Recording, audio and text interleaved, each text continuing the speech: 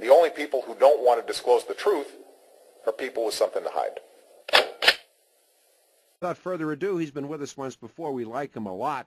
Please say good morning and welcome back to 710 KNUS, retired Major General, two-star General Paul Vallely is our guest. Good morning, sir. Welcome back to the radio show, and thanks for coming back on.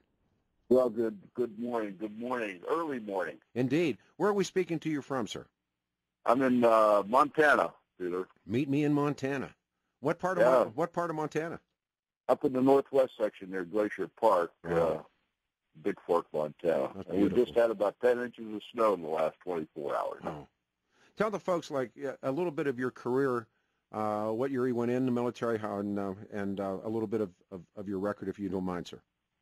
Well, I went to West Point, graduated in 1961, served with the Airborne in Europe for 3 years, came back, served 2 tours in Vietnam, came back from that, went to Command and General Staff School, then the Army War College.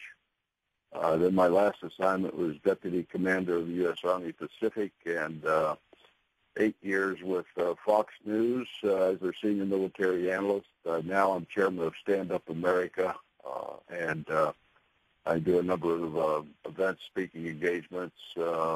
Was just in South Carolina last week kicking off the South Carolina Tea Party Convention, and I'm back here in Montana now. So that sort of wraps it up, Peter. That's okay. Works very well works. There was a story that I saw about a speech that they say was made by you at the Tea Party Patriots in Arizona, and it's getting a lot of attention. What happened in that speech? What was said, and what's been the fallout? Well, that was the first Tea Party this year that asked me to do a presentation at one of their gatherings, and basically the text of the message was that America's at a crossroads. We see a declining America across the board. We see a very ineffective, corrupt, inept government that seems to be totally broken. And so the question is, what do we do about it? How do we replace these leaders? Will the normal political process work of elections, or do we have to go to demand resignations when they're not performing for us, the people? So that was sort of the gist of it. Now it's carried over to about 7 other events that I've been invited to really steer forward the Tea Parties around the country, new direction, elevate them to a very significant part of the movement, to be an American first before being a Republican or before being a Democrat. So that's sort of the message, Peter. There was a quote, and I'll give it to you, and it said on the speech that you said, and I quote you, "I had a call this afternoon from Idaho, and a gentleman said, if I gave you 250,000 Marines to go to Washington, will you lead them?" As it goes, it says the group laughed and gasped, and you said, "Yes, I will. I'll surround the White House. I'll surround the Capitol building, but it's going to take physical presence to do things." That was credited to you. Did you say that, sir? Well, I said it in the context of America standing up and the veterans organizations. We just had a big gathering in Nashville, Tennessee yesterday. I think what you see is a lot of the veterans now, and even many of the active duty, are sort of fed up with the role of the leaders. Mm-hmm. And if they needed a leader to go back to Washington and represent them, I would do that, and I certainly would. Tell me what that means. I mean, Well, what it means is just going back, peaceful protest, a peaceful stand-up, really voicing the concerns of the military. I don't have confidence our senior generals and admirals are standing up for our military. We see it being gutted now. We see many of the benefits for our veterans. It's just horrible what's happening in the Veterans Administration. So it's about leading. It's about standing up for America, for our Constitution. But it certainly doesn't indicate any kind of a move to have an armed military revolution that many have accused some of us of fomenting. I was going to say, you know that criticism has been laid at you since that speech. Sure. That you're talking about a coup, you're talking about this, you're talking about that. Yeah, and I didn't mention the military coup. I have mentioned my trip to Egypt, meeting Joe Al-Sisi several months ago, how 33 million Egyptians stood up to throw the Muslim Brotherhood out. Mm-hmm.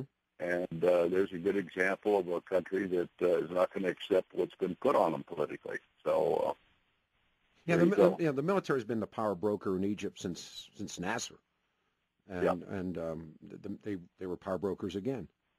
And they love their armed forces over there. They absolutely love their army. I'll be going back probably again in March. There's a theme that runs through the American military. We love you during the time of war, and then when war is over, we don't like you at all anymore. And there's no more true time than that. I thought was fascinating watching that, how the veterans are being treated and how the cutbacks have begun. You ever notice, General, they don't do one single thing about cutting benefits to, quote, illegal aliens in this country, but they're going to cut down on the GIs. Can you explain that? Well, I think it's philosophy and ideology of the Obama administration to do that. Of course, we've seen cutbacks after Vietnam. Sure. We saw them. Second World War, Korea, Civil War. Yeah, but this is really gutting. This is a purge in the military. This is a purge of senior officers and enlisted people. It's a purge of how they talk, what they can say. The training manuals can't even say anything about radical Islam as the enemy anymore. Well, they can't. And you saw what happened, at Fort Hood, basically not calling that a terrorist attack. I understand. There's a lot of frustration. The morale in the military now is very, very bad. I can tell you that, Peter. The military was misused again. Absolutely, abused and misused. Yeah, absolutely. It would be difficult. I was watching the X Games on TV, and it was pretty expensive, brought to you by the United States Navy. And obviously, they're looking at young men and women who are watching the X Games, but they're rifting out guys, and they're pushing people out. And why are they advertising for new young men and women to join? General, you got a take on that? Oh, they have the recruiting programs. They have their quotas, even with the cutbacks that are occurring. But, part of the purge is a young Air Force sergeant in his position in one of the squadrons was relieved of his position because his squadron commander was a lesbian, and he was not for gay rights, gay marriage, and he basically was taken out of his position.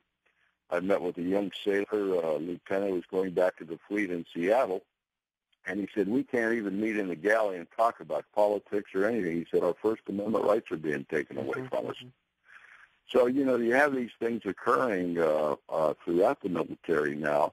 And, of course, with great threats upon America coming out of the Middle East because our foreign policy stinks, doesn't work. We have had Clinton and Kerry flying all over the world, absolutely accomplishing nothing. And the other thing, Peter, we formed the Citizens Commission for Benghazi. That was part of my effort. I brought in Admiral Lyons, Joel McInerney, Joel Boykin, a number of civilians, retired CIA, and we're the ones that have been the force behind keeping this Benghazi issue alive. And, and I've watched that like so many people have watched the game that's been played with the lives of those people. And will there ever be an accounting for what happened in Benghazi? And then of course, there's a list of places. Will there ever be an accounting for or about? And I think not. Well, I think not too. But here's the situation. You look at Fast and Furious. You look at the IRS. You look at the way Congress handles things. They seem to go, if I can compare it to football, they get to the 20-yard line, Peter, but they never get into the end zone. No one's ever held accountable except the military guys. Purged over 200 and some officers and enlisted people. I know. But nothing ever happens in the Department of Homeland Security, Justice Department, IRS, and that's the tragedy now. So it's coming from the White House. It's coming from Valerie Jarrett, who's the chief advisor to Obama. When I was inside Syria a couple months ago, I'm the only senior guy that's been inside Syria that the opposition forces over there, and that is well documented. But unless you're on the ground working with the people, it's like John Sisi told me in Egypt. He says, why does America always look through things through their eyes? Yeah, agreed. Why can't they for once come over here and look through our eyes at what we're going through? Yeah, that was very meaningful. If a grandson or a granddaughter came to you today and said they were going to join the military, what would you say to them? I would really have to have a heart-to-heart talk with them and tell them what's going on first. I would feel very uncomfortable with the leadership and what's going on in the military to ask one of our young people to volunteer and go into the armed forces. What would you? Especially, I was going to say, what would you say to a young man or woman who's on the levee or just got orders to go into Afghanistan, knowing that it's for naught? What would you tell? I mean, you obviously can't say. Well, what would you say? Well, because they're basically on a contract, Peter, once they join the armed forces under the volunteer system we have now. And again, good point. We only have 1% of our population involved in armed forces today. 1%. I know. And that's why we need to go back, I think, to a national service, go back to the draft. If we're going to go to war and protect America, everybody's got to have something in the game. I've thought about that, and this is my reason why the draft won't be reinstated, because they I don't think it will either. They'll have to draft women. Yeah. And, no, they won't. And that's not going to happen. I'm just saying, you have to have, if you're going to go to war, America always has to be involved throughout. Though we'll have people that will always be against war, but we've got serious situations with Iran now. We know probably will set off a magnetic pulse nuclear bomb. That's what they're planning to do. I have a friend, a dear friend, whose son has been a very, very, did a few tours, and he now is a recruiter and got his orders to go back to Afghanistan. He pulled the pin. He retired. Really fine young man. Yeah, he said, "I'm not going back there." He said, I think that's happening a lot in the ranks. But of course, once you're in there on a 2-year tour or 4-year tour, how do you get out of that? Because you will be court-martialed. Oh, absolutely. This guy was eligible to retire. He pulled the pin. Yeah, it's like the Colonel Lincoln story he had. We know Colonel Lincoln. We know him. We defended him. He's been in studio with us many times. He's back here. I mean, you see these guys, and these guys show up, but then they're below the radar. I wonder, when I saw there was a Pew research model that dropped yesterday afternoon, and now it's like 56% of the American people say the war in Afghanistan, the war in Iraq, not only weren't worth it, but America lost. I mean, you could same thing could have been said about Southeast Asia. Why are these wars fought, General? Why have we seen now the second, third, and fourth generation of young men and women simply misused and had their lives destroyed? What is it about these people? It's the politicians that cast a net out there that create a vision that, for example, in Vietnam, when I go back and look at it, and I even had a 3-star general I worked for in Vietnam in the fall of '65. He said, "What are we doing here? These people are no threat to America." No. And so as we go on, and then we have the peace talks and agreement, ceasefire in Korea, spending all that money for over 60 years. We put everything, all the resources that we put into Iraq for nothing for America. With all of those great men that were wounded, men and women, we look at Afghanistan, it's going to be the same thing. No return to America. Absolutely. Does anyone not read anything? I don't think so anymore. I don't think so either, sir. I mean, you would wonder, Afghanistan was, after the Soviet Union, perhaps the most brutal of the brutal, wasn't able to turn the corner in Afghanistan. Yeah. Why was the U.S.? No, they don't study today. We don't have men of vision, men of wisdom, men who have that strategic outlook like an Eisenhower had, a Patton had, a MacArthur, and Admiral Nimitz, all of those great officers that I looked up to when I went to West Point and afterwards. It's just not there anymore. But be honest. I mean, I've asked this question several times. If you brought back a Halsey and a Nimitz and a King and a Patton and a Bradley and you get on the list of those amazing people, certainly Eisenhower, Bomber Harris, you get these guys, Zukov, and you say, here's a problem. It's this thing that we have going in Afghanistan. Solve it. I don't know if they would have said we're not even going to try, or they would have, but they would have. Or even maybe a better question: would they have ever risen in the ranks past the rank of major, given their politics and how they saw the world? Well, I think that type of individual, and that's who I learned from, was the World War II officers that were at West Point, with majors, lieutenant colonels, and teachers. But they would have gone for victory. They would have sought victory, and they would have told the politicians, give the war to us, we'll win it, we'll get the troops back home early. Yeah. And in 3 years and 8 months, we defeated the Nazis and the Japanese. Absolutely. But we can't say victory anymore. And so if you're not going to go to war for a victory, don't go to war. You know, this theory that if you can't stand in front of 100 young men or 120 young men and in 2 sentences or less tell them what they're going to do, then you can't send them anywhere. And if you were to send some kid to Afghanistan today, what would you tell him his job is? Well, that's right, except for some of the special ops that are outside the wire, as they call it over there. Yeah. They're mostly behind the wire, and then they'll run these patrols where the IEDs blow them up. Yeah. Then, if you saw Lone Survivor, the rules of engagement that has been put on our forces, you can do this, but you can't do that. You can shoot this. And so you have the fighting forces out there with their hands tied behind their back. I talked to 5 of them at Walter Reed last year. They were so frustrated. They'd lost a leg or an arm and said, we go down, we can't even challenge some of these people if we think they're the enemy that perhaps would be going to lay it down an IED and blow us up. Yeah.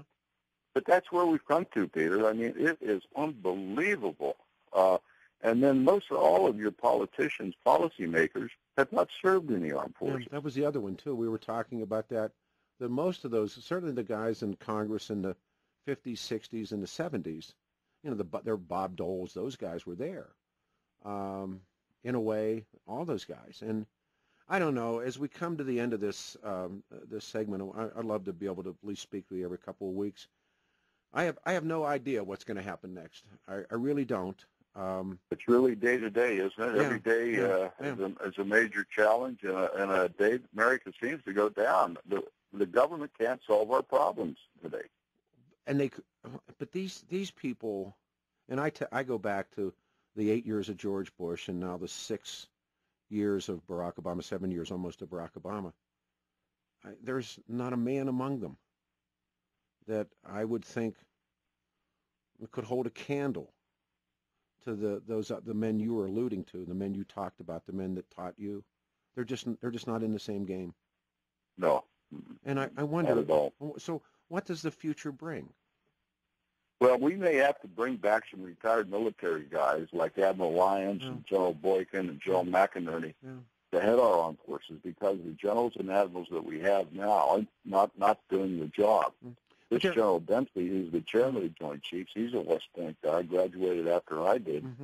But his leadership is just horrible, and he does not stand up for what's happening in the armed forces. It's pitiful. And the troops see it, Peter. Oh. The troops are not devoid of knowledge of what's going on. I just, again, at the end of all of this, and we've had some projects here for some of these fellows who've been hurt so bad, and you don't even want to say to them, but they will say to you, I don't even know what it was about now. Yeah. That's awful. We've had 347 suicides in the military. I know, one a day almost.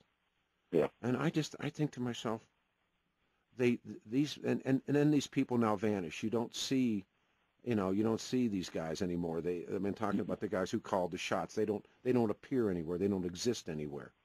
Yeah. And I lost my son in 2004 I know you did. in Special Forces. I know you did.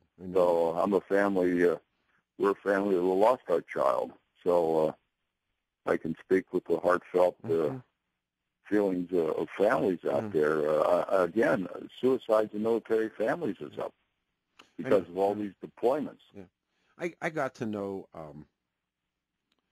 Chesty Puller's son, Lou Puller, and he was horribly hurt, and he took his own life a few years back. And he was Chesty Puller's son. And when we talked, he said, I only saw my father cry once. And I said, when was it?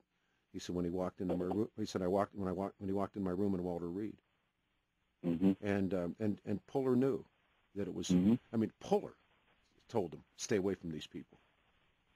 That's horrible. It's horrible, yeah. It's horrible.